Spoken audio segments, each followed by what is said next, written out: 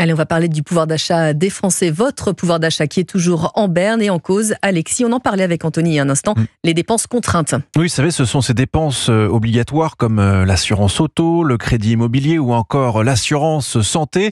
Des dépenses qui augmentent. Elles représentent en moyenne 1143 € par mois. Et forcément, dans ces conditions, les Français peuvent de moins en moins se faire plaisir sur les loisirs, comme a pu le constater pour Europe 1, Brieux-Bochet.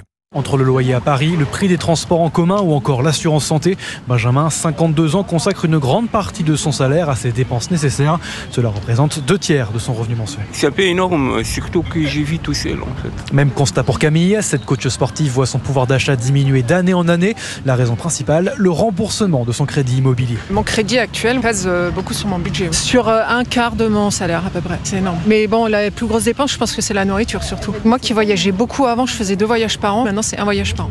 Les billets d'avion ont augmenté. La moindre location, ça coûte cher. Les équipements pour partir en voyage, ça coûte cher. Comme elle, beaucoup de Français jonglent entre les dépenses contraintes et les loisirs. Mathilde est en fin d'études. Avec très peu de revenus chaque mois, la jeune femme doit faire des arbitrages. Moi, j'en choisis pas beaucoup. Par exemple, j'ai juste un abonnement à l'escalade et c'est vraiment mon activité sportive et ça fait partie de mes dépenses loisirs que je garde. Et comme Mathilde, les 25-35 ans consacrent en moyenne 111 € par mois à des activités de loisirs.